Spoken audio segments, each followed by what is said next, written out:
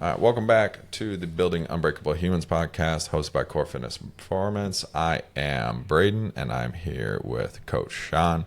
As always, I'm going to start you guys off with a quote, but since the good sir across from me finally squatted above 500 pounds, I will never get there, but he did. And so we're going to give a couple quotes from the good old sir, Ronnie Coleman. All right, I'm going to give two just because, these are nice. Everyone wants to build a body. Everybody wants to be a bodybuilder, but no one wants to lift this heavy ass weights. And then last but not least, ain't nothing but a peanut. All right. So, Coach Shaun, give us a little bit about what got you here to Core. And I want you to go back to lawyer school. Oh, shoot, yeah. So we're going to dive back. I want you guys to get to know Coach Shaun a little bit. There's a lot of good stuff that we can take away and learn from him, but let's get a little background. He almost was a lawyer, so I want to start there. Yeah, so I started out at school at UMD, got a degree in marketing, minor in coaching football, thought, hey, my future is sports agent. I'm going to go work in the NFL, do this cool thing. Took the LSAT, did really well, got into Ole Miss, Madison, Penn State, Michigan State, St. Thomas. Went to my first week of St. Thomas. Did the whole, intro to law school orientation week, and then looked at it like, yo, this is not where I see myself for the next however many years. So Friday morning hit. I brought all my books back, gave them to the bookstore, gave them my bus pass, and said, see ya, I'm out of here. Which kind of brought me down to this area. So then I stayed like Twin Cities area, moved over to Hudson, got my teaching license over at UW River Falls. I've been teaching health and phy ed now for the past 6 years. Still been coaching high school football for going on year 15 coming up this fall, and started CrossFitting over in Hudson almost like 10 years ago. And then so I was there for a while.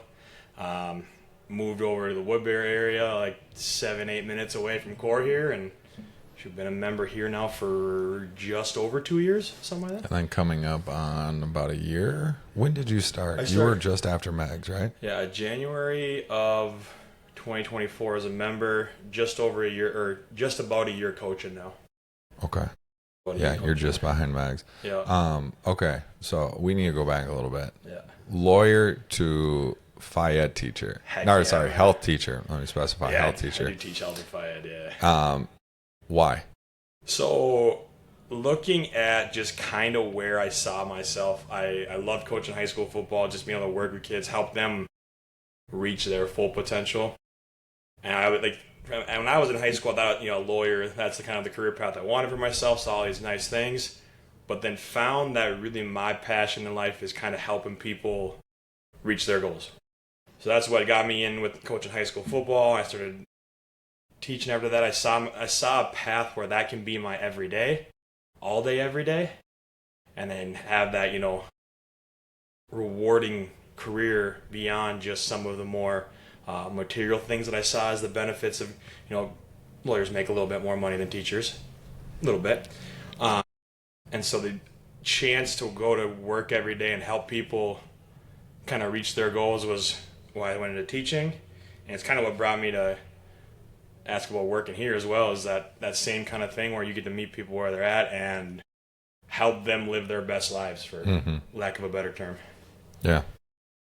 How long have you been a teacher now at Hudson? So this will be, this coming school year will be year 7 full time. I've been in the district, so I substitute taught for a couple years before that. So it'll be year 10 in the district there, year 7 as a full-time teacher, but year 10 as a football coach, and year 7 as their lead strength and conditioning coach. Nice. And then what do you do for teaching? What specifically? So I teach health education to 10th graders. So all you out there are thinking, hey, who's that person teaching our kids about human growth and development? Yep, that's me. So you're the one that leads everyone to have the talk at home with their parents? Yeah. Nice. Yeah, and then I teach 3 different levels of weight training courses. So everything down from, hey, weight training 1, this is a dumbbell, this is a barbell, these are some basic fundamental movements, up to our highest level for like our senior level students, call it athletic performance, where we're looking at really how are we tracking data, how are we becoming faster, stronger, more powerful, dive really into all those other variables, and so nutrition, sleep, recovery, all those things that we talk about here at the gym, but with 17, 18-year-old kids. Okay, I love that you went that route. So my number one question that I want to ask right off the start here is, obviously when you're coaching, when you're teaching, these are young men and young women, right? And then you come here and these are grown men, grown women. What is the biggest difference that you see when it comes to coaching the two different populations? Or are they that different?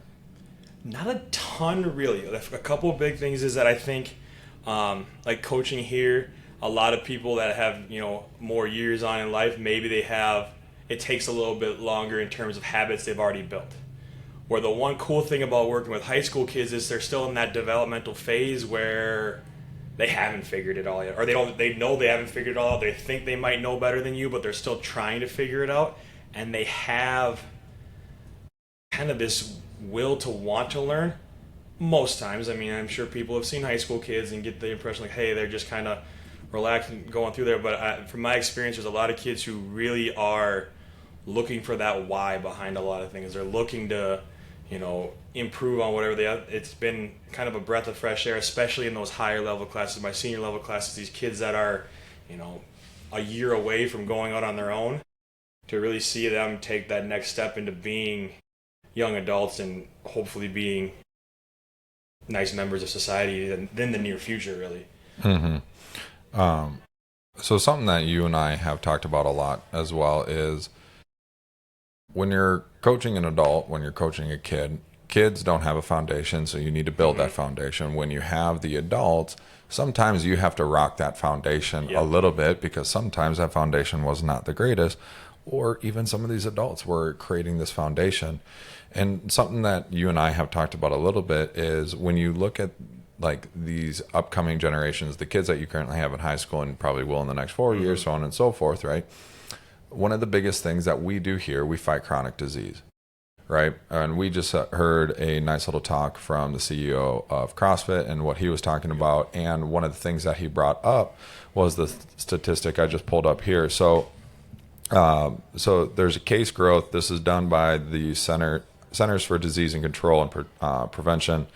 Type 2 diabetes cases are showing signs of an increase by nearly 700% over the next few decades if incidence rates continue to climb at their current trajectory. So this is based off of the CDC. And so you've been in the school now for, what did you say, 10, 15 years? Right around there, yeah. Right around there? Okay, so what are you seeing that change? Because that's almost a whole generation of kids that you have seen. So what are the differences that you're seeing in these kids from your first 2 years of teaching to the last 2 years that you've seen? Is there a difference you're seeing? Is there a correlation or an observation that you've made between sports and the classroom? What? I know it's a loaded question, but so yeah, I mean, it's like the generation of kids change in a year, but like the biggest thing right now, and for better or worse, it's the social media aspect, for good and for some of the most evil things you see in the world. But I think social media is the reason that, although we have this stat where we've seen this type 2 diabetes increase, it is also all these influencers on social media that are getting kids interested in fitness in whatever form that may be. Maybe it's bodybuilding, powerlifting, CrossFit, but there's so much out there in the space that kids are seeing. So there's a higher level of interest peaked early, but at the same time, because it is this big social media doom scroll swipe through TikTok for hour and a half generation, if they don't see results immediately, they're dipping out right away. Yep. So like trying to talk to kids about how this fitness is so good to fight chronic disease, a 15-year-old kid's not worried about his bone density when he's 80. Even though if we start them on resistance training at 15 and they continue it their whole life, some of these things aren't going to be issues when they're older, but they don't see that now. So that's one of those battles where that one's tough, because we as individuals in the space know how beneficial this kind of stuff is and all those different diseases we can help combat. very difficult to tell that to a 15-year-old kid who just wants to have giant biceps. Mm-hmm. And going back to your point on the Amazon effect, where you get the same day shipping or the next day shipping, right? And the same thing in TikTok. Like you open an app, you open Instagram, Facebook, and you can get an instant dopamine kick, right? So they're looking for this quick fix of a thing. And also due to Amazon, right? Most people don't go to other websites anymore because it takes a week or two to ship. Amazon's like, no, dude, that's going to be here between 5 and 10 p.m. tonight, as long as you spend $25 or more. So to your point, right, I think that's going to be a struggle for some of those kids, is realizing like, hey, some of this stuff takes time. And I haven't gotten permission to share this yet, so I will not share the name. But we have a member who is on cancer medication, and she is in her upper 70s. But the reason I'm sharing this is because she knows how long it takes, right, versus some of these kiddos. And in the past 2 years, her bone density has increased by, I forget the metric she shared, it was like 6 points or 6%, which they're now trying to use her as a case study of doing, she works out 3 to 4 days a week, right? And they're trying to now use her as a case study for why people that are on these cancer medications, she's on the back end of this, right? So with that, she understands that. But these kids that are 15, 16, 17, 18 years old, right, they're looking for same day shipping on biceps and triceps or a butt, right? So what is advice that, and you probably get kids in a vulnerable state being a health teacher, right, and being able to influence them not just from a mental standpoint, but from a physical standpoint, because you're also a large dude. You work out, right? You're strong as shit. I'm sure some of your students have seen videos of you back squatting in jorts 500 plus pounds. So what is advice that you give to kids, right? We have our kids program here. We have our summer athletic program. What's advice that you give to kids that are struggling when they're being influenced in this sort of way of the same day shipping, if you will? The biggest thing, and it sounds cliche, but my go-to is always trust the process. I've learned, and it's maybe I'm blessed with a good group of kids in Hudson, where if you can give them a why and give them just that little carrot in front and show them a little bit 1% each day, that those 1% each day equals out to a huge percent over the course of a year. Now there's times where that just truly doesn't work, and you get kids that, I mean, people have seen the news. There's mental health and all these things, and realistically, it's not even so much the advice to them, but it's being someone that they can trust and lean on and know that I'm going to listen. Because the nice part about my job, I'm training kids to be bigger, faster, stronger, more athletic, try to win at whatever their next sport is. But realistically, my job is a relationships job. Like, kids want to come and train because they trust the people that are there for the reasons to help them. And I think that puts me in a position where I'm able to have some of those tougher conversations, or at least guide them to the people who are best suited to provide that help that they need. And that, again, very, very blessed in Hudson where we have all those resources. Yeah. So I'm smiling because I think back to myself at the ripe age of 16, and you talk about why, and you talk about 1% better every single day. And I smile because of this, because I think back to high school when McKay didn't want to date me because I was too skinny.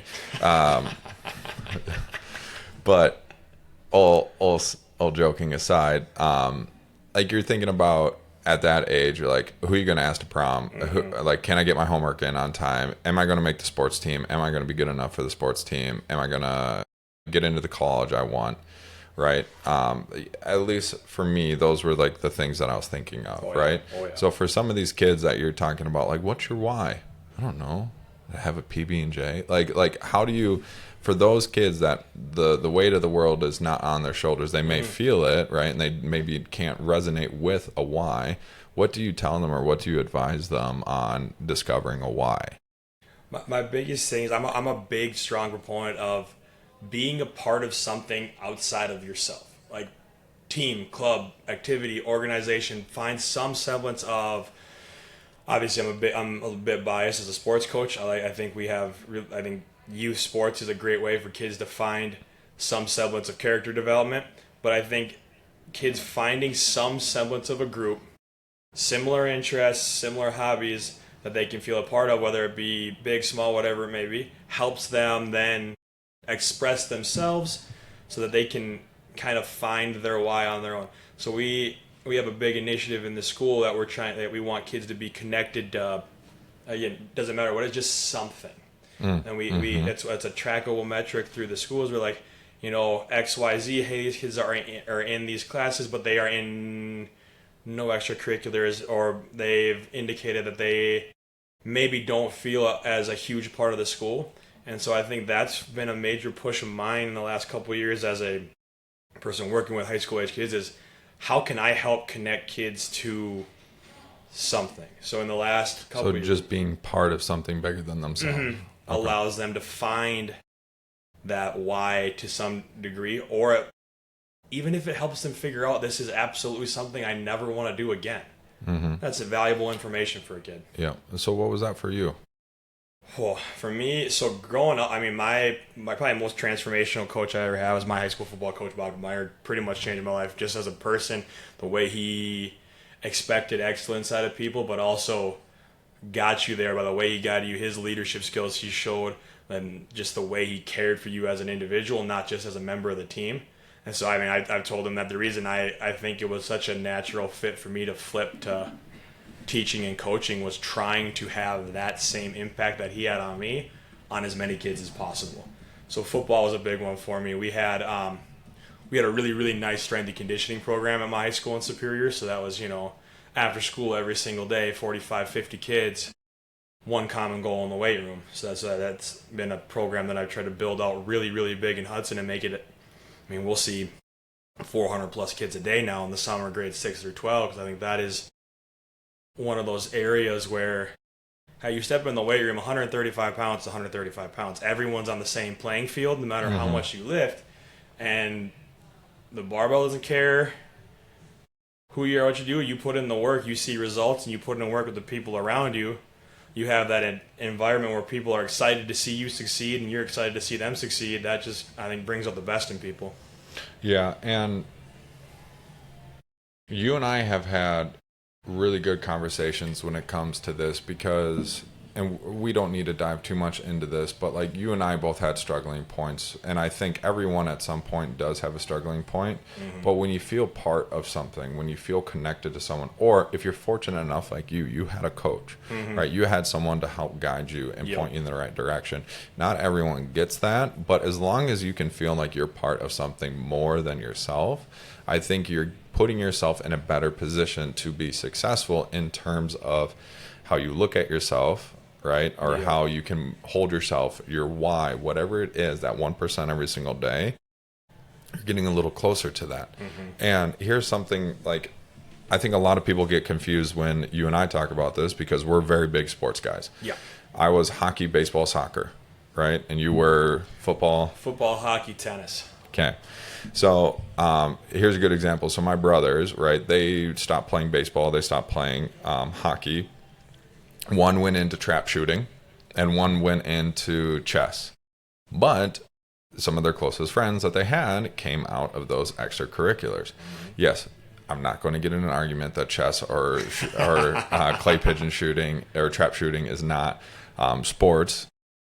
Okay, they are sports. They are in the Olympics besides chess. But that's still very competitive. Anyways, where I'm going with this is you need to find your group of people. You need to find that thing that has interest for you and be belonging into something. So I think that is a really important take for a lot of people to take away from this. And I think especially for men, right? I'm not going to speak for women, or neither you and I will, but I think I didn't think about this when you and I started recording this. I think it is Men's Mental Health Awareness Month. Oh, which I'll share this. Shaun and I both have struggled with our mental health. I did tremendously when I was a junior, senior in high school, and then my first part of college. Like I was not doing well, right? But what got me out of that was getting the right people around me. And I think that is so vitally important to getting to that other side. Absolutely. So, and I will always say this, if you're listening, you don't know what other people have gone through and what you could possibly learn from. So if you need connection, if you need help, reach out to me, Shaun, or anyone that you can connect with, and that can help pull you out of this. And I think that is one of the most important things when you and I talk about adolescence and then we talk about adults. It's not very far off, right? We deal with adults on a daily basis, and we also have a very successful kids program, but we get to see the struggles from both aspects. Yep. Unfortunately, the adults, we were not there for them to help them start a strong foundation to build off of. Some of these kids we have, just because they are minor, I'm not going to share the names, but there is a gentleman in our kids program that you have grown very closely to, and I think you have changed his life for the better and probably his next generation because of the impact that you've had on him. So I want you to talk about that, you stepping out of high school and teaching role and now into this role of being a coach to not just kids here, but now to adults, but you get to influence also the kids around you here. So what has that switch been for you? And you get to make that switch almost on a daily basis, switching hats. So talk about that difference from going from the high school and then going to here, and maybe philosophies that change, your intensity changes. What changes when you go from high school weight room or the football field to our box? Yeah, it's pretty nice that the nice thing, there is a little bit of carryover. So I'll start with the carryover. The one thing that's the same is that, my end goal for both jobs is to meet people like that and help them leave a little bit better than they did before. So at a broad range, having that be the end goal in both is super nice. And now people watching who know me and they go, holy cow, the intensity changes. Yeah, I mean, it's a very different type of intensity between, the vibes that I try to provide during class here, where I am a sometimes overly optimistic, happy person, but that's just kind of me. Like I like to bring that high energy because I feel like, sometimes people vibe off that, and I coach a lot of morning classes. Well, it's 5:15 in the morning, it's dark. It's, not the easiest time in the world to get up, but our 5:15 warriors come in every single day ready to go, and I know if they're gonna make that decision to come in every morning, that I need to bring my best as well. From a coaching standpoint, it is a little bit different. You said we're building that foundation with high school kids. I'm getting some kids as sixth graders in their first year never lifting, so I get the chance to kind of take a lump of clay that hasn't had any coaching and mold it into the best practices that where my best practice knowledge lies. Where here it's, how can we take the way this person moves and get it to what, we deem as quote unquote standards, or help them move a little bit better, or maybe it's just move pain-free that day, or reach the intensity that they're looking for. Where it's nice, where it's kind of fun to come work here with adults where the array of goals is so wide. I mean, you got people who are trying to go, get a bunch of muscle ups, be semifinal athletes, competitive as all get out, or it's, holy cow, I'm about to be a grandparent and I want to move around with my grandkids. Like that for me is challenging but fun at the same time, because it allows me to grow as a person too. And just like I don't want any of the kids I coach to stop growing and stop trying to get better every day. If I expect that of the students, I'm going to expect that of myself too. Yeah. So coming here, it's a nice change up, a nice new challenge. And then at the high school, depending on the day, you may get some kids that they're there because mom and dad sent them, where their motivation is different. Where on the base level here, come with adults that have these goals in mind, these set goals. They're coming in, they're reserving class because, holy cow, I know if I go get this hour a day in, it's going to benefit the other 23 before I come back. It's kind of a breath of fresh air sometime, where it's people coming in who are ready to work, willing to work, even if they're not at their 100% that day, but they know that commitment to themselves here is important, where it's not laying the foundation with a 15-year-old saying, hey, you do this now, you're going to fight this sickness later. It's people like, okay, yeah, no, I know this is good for me. Yeah, I'm tired, but hey, that alarm went off. It's time to go. which is also a big why I love coaching those morning classes, because the dedication it takes to get up at, before 5 o'clock every day and make your way to the gym it's something special. I tell you what. Yeah, Shaun and I get to share that. We coach, and then Coach Megs as well. We are the ones predominantly on our morning schedule, and I mean, I don't know about you. I think I've been getting up and coaching a 5:15 class for 5:30, 5:15, or 5 a.m. depending on the gym that I was at. But for about 10 years now. Yeah, between I don't think I've missed 2 weeks, if you will. Yeah, the only time that I don't get up early was before I started coaching here, and then on winter breaks. Yeah, because kids are gone. Otherwise, kids are coming in the morning. Yeah, client or members coming in the morning.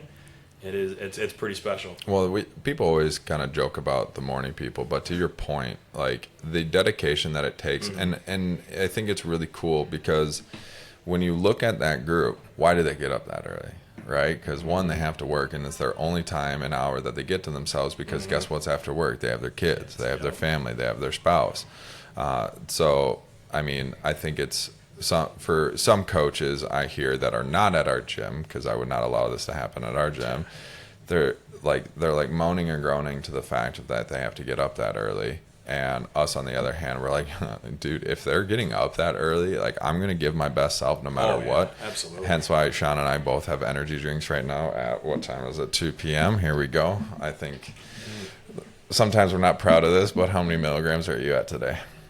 I could do the math. So this is Monster number 2, maybe 3, and at a go. So we're under 1,000 today. We're pushing guidelines. I pulled up a CDC stat earlier. I'm not pulling up it on caffeine milligrams. We do not need to be getting judged on that at the moment. But, so football. You and I, and I'm gonna try to reel in Shaun as much as I can when we start going and talking about football, and especially his Hudson Raiders. Yes. So I'm gonna take a different angle on this than probably where you thought we were gonna go. Shaun and I have gifted each other books back and forth here a little bit, and him and I are students of leadership, of these coaches or role models that have laid the path in front of us so we can learn from them. I don't know about you guys, but when I think about a book, I can gain years of wisdom by reading a single book. So, when it comes to leadership, what is your philosophy when it comes to leadership in your role with your kids and your students, your athletes? What is one of the pillars or a couple of leadership that you want to be able to pass down to these kids? That's a great question. So my biggest one, I think all the things that I want to instill in kids all come back to being that servant leader. That your leadership goal is you doing unto others as you want them to do unto you, whether it be as small as something as a genuine enjoyment of other people's successes, as small as being steadfast and disciplined in the way you go about your business. So I try to embody those things for students where they know what I stand for, they know what to expect when they see me in a room.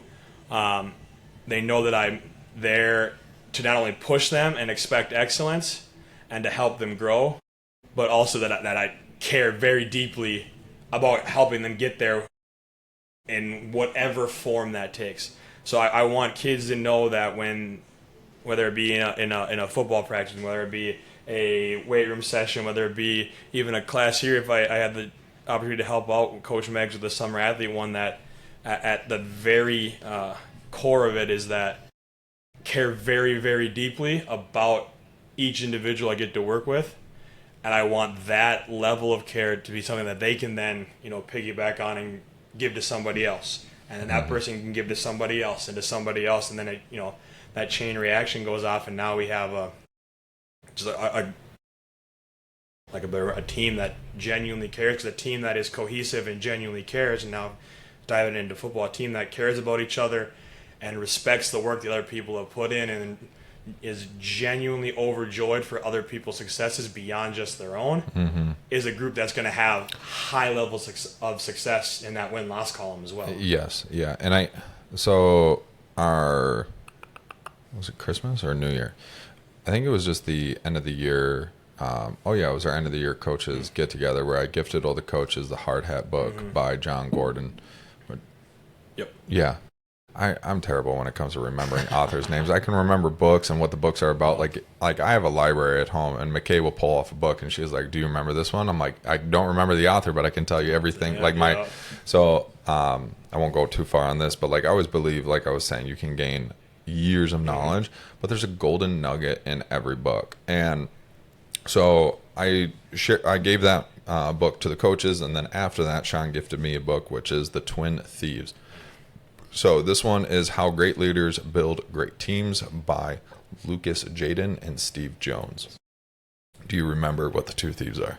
Yeah. I'll put you on the spot. Twin thieves were, oh boy, now you're going to give me a comment. Because one was, something like related to jealousy, I want to say, in that vein, and then fear. Yep. So yeah, you basically described the other one. So it's the fear of failure and the fear of judgment.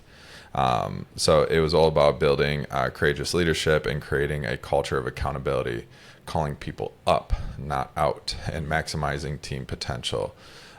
So when Shaun gave me that book, I think one of the funny parts is when we are in this, we're talking about leadership and all these different things, and when I don't get gifted books very often, so it was super cool when Shaun did that, and I'm like, okay. He gave me a nice little note along with this. I'm like, is there something in particular, like he was wanting me to get out of this? And one, I'm going to ask you this. Was there something in particular that you wanted me to get out of that book? Not like one nugget. That's just one. I have heard Steve Jones, one of the authors, speak. He used to be a teacher. He taught leadership courses at Kimberly High School, coached their high school football team to be one of the most successful in terms of wins, has like the second longest winning streak in high school football history nationwide. Very successful. And then he travels around speaking to organizations, teams, all those things. So it was one that I read that had a bunch of things that have kind of shaped where I am as a leader. I was like, you know what? You gifted us the hard hat at the end of the year, and I was like, there's a lot of good nuggets in here. Like, I know I'll take some from that. He speaks about the whole into the storm. A cow runs away from it, but a bison faces his issues head on, and that's always been something that even before I read that book stuck real hard and is a cool lesson. And then some of these beliefs that I talked earlier about, that genuine joy for other people's successes was one of those pillars he talks about in that book. And I was like, there's some things here that we're already doing, and I wonder if B knows that they're written in a book, or if he got them somewhere else, or if it's just something that happenstance because of the way you lead here at the gym. Oh, I appreciate that. No, in this book, it was really, really good. And like I said, there's always a golden nugget you can take from all of these. And it's really funny how I call it God's timing, right? I have faith, and so I believe in God's timing and how things lead into one of another. And when I gave you guys that book, you gave me this one, and then there was other books that I went into. And it was all about showing by example, right? And it was all these different things. So whether it's Shaun teaching his students, Shaun coaching his athletes, or Shaun coaching our athletes here at the gym. Yes, athletes are adults as well. Even if you don't play sports, you are active. Get over it. You're an athlete. Right? When you go from one to the other, we need to lead by example, right? And every single book that I've read after that in terms of leadership, they always double down on, if you have a standard, if you want things done a certain way, and if you don't do it yourself, then why is that even a standard? Yep.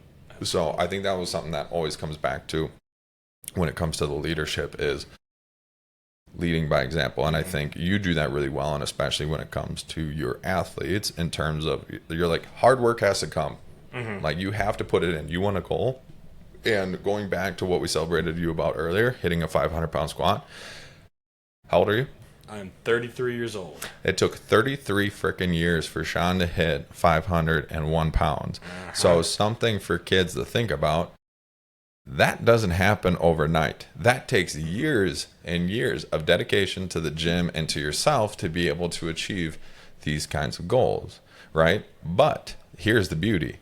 I wish I had a coach like you when I was growing up, because most of my coaches didn't work out, they didn't move, and then they would get done with their job and come and coach and volunteer. And I'm like, these are not people that I would like want to grow up and be necessarily, right? Did I take things away from them? Yes, they had good leadership skills, but I think it's that much. It doubles down. It amplifies even more when a leader leads by example and does those kinds of things. So I think that is extremely important and awesome when it comes to the way that you lead in those roles. So we're coming up on about 35 minutes here. So a couple of things I wanted to do to close. Yeah. If you could go back and tell yourself when you were playing football in high school, one piece of advice on wherever you're at now, what was that one piece of advice that you would give in terms of the why, the 1%? What is one piece of advice that you would have given yourself that you wish a coach would have given you that you have now? So it does all stem back to that. It's not, Amazon one-day delivery. So I tell myself, never miss a minute.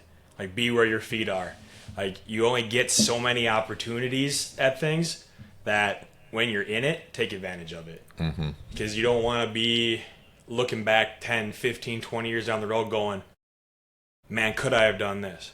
And so I think that's been one of the cool things that I get to impart now on kids is like, hey, yo, you're guaranteed these next couple of years.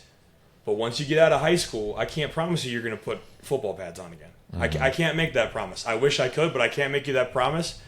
But I can promise you, if you're where your feet are right now and you give me your 100%, what you have today, like, you're going to look back on this super fondly. And it's going to be some of those best times, those things you remember when you're sitting around the fire, 15 years later and you're done with college, working your job, and you go, God, I remember back senior year of high school. We did the X, Y, and Z. Oh, yeah, cool. Took advantage of it. Do you regret at all not going to law school? Not even a little bit. I think I went the perfect route. So my education path, my career path is all over the map. But, like, looking at it right now, had I not done exactly what I did, I wouldn't have met some of my friends that were groomsmen at my wedding, who I coached the Minnesota Vixen with, where I met my now wife. So, like, if I would have stayed at St. Thomas, yeah, it would have been cool. Lawyer would have been cool. My life looks significantly different, and I feel very fulfilled at the end of each day, so I wouldn't give that up for the world. Yeah, because I think you made a really big life decision in that moment. And just to really emphasize on that real quick, how would you make that decision? I know you kind of laid out a little bit, like, you want to have your cup filled. You want to, like, you're not necessarily attracted to the materialistic things that may come with being a lawyer. You may get paid more, but you went to the route of being fulfilled. But at that age, that is sometimes a very hard decision. Yeah. So what went into that decision-making process? So I had moved down to the cities, was basically going through that orientation week and just talking with people about all it entailed. And really, I'd get home after, our orientation week was like a full work day, basically. So I'd get there early in the morning, sit through some classes, some lectures and things like that. And I'd get home, and like 2-3 days in, I was like, if this is just what the first week is, I'm feeling this burnt out, not really enjoying it, not, again, feeling my cup full from this, which was, at the time, the biggest life decision I had made was to, move away from home, move down to the Twin Cities, go to St. Thomas. It's like, I'm 3 days in, and I'm already like, oh God, this is not the path that I'm supposed to be on. And then looking back on it, I was like, I'm glad I figured it out right away and kind of had that realization, and then luckily had the right people in my corner. And I'll straight up talk to my mom every single night and was telling her, like, this doesn't feel right, this doesn't seem right. And she was very supportive, and you have to do what's right for you. And, it's one of those things where he was not trying to give, his life-altering advice, but it's just, I'm here for you no matter what you do. And that for me was such a big thing at the time. It was like giving me the space to make that decision that, yeah, that altered the course of my life, but landed me in this chair right now. For the kids that you coach and teach, and then for the adults and the people that you get to have an impact on and all the careers that you have right now, what is one piece of advice you would give to someone that feels stuck right now? You can always make change. Change is scary, but embrace it. If you're stuck in a career, if you're stuck in trying to reach a new goal in the way, if you're stuck anywhere, change is one of the scariest things in life. Flat out, and I can say that with utmost certainty. I'm terrified of change, but change is also necessary at times. That if you feel like you are stuck or you're in a box, all you can do is take that one step out. One step leads to another, and then maybe it puts you on the path you're meant to be on. I like that. That's really good. All right. I'm going to probably do a podcast with either Coach Becca or Coach Lexi next. So what is one fun question? We'll end on a fun note. What is one fun question that you want to leave for one of them? And it'll be fun to see if they watch the podcast prior to me doing this. So we'll see. I'll probably do the podcast with them like right before this goes out. So One for Coach Lexi or Coach. I'm trying to think of a good one because they got differing personalities there. Yeah.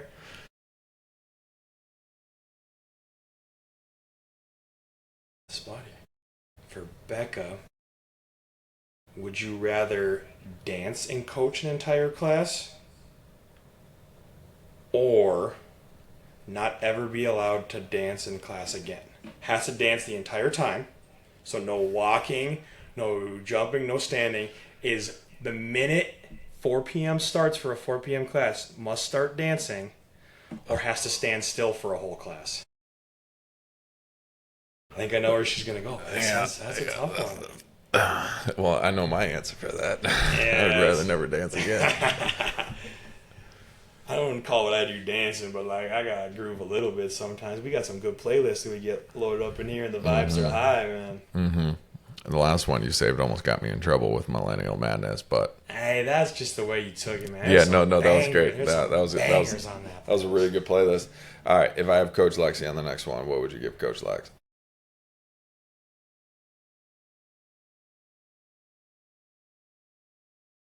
Light bulb. Best piece of advice that she would give to either prenatal or postpartum mothers as it pertains to working out and fitness. Hit her right in the specialty because I know she's going to have something that is awesome. I'll just kick off the podcast with that one. I think that'll just get the first 30 minutes rolling, knowing her knowledge bank. Yeah. Yeah, that'll be good. All right, guys. Well, thank you for tuning in. Thank you, Coach Shaun, for hanging out. And apparently, Monster or Ghost, if you guys are looking for a couple Minnesota boys to sponsor, we partake. All right. Tune into the next Building Unbreakable Humans podcast, and I'll be sitting down with Coach Becca or Coach Lexi. If you guys want us to talk about anything in particular, leave us a comment below. I take all the recommendations. All right. Have a wonderful rest of your day, everyone. Let's get a little fitter. Let's do it.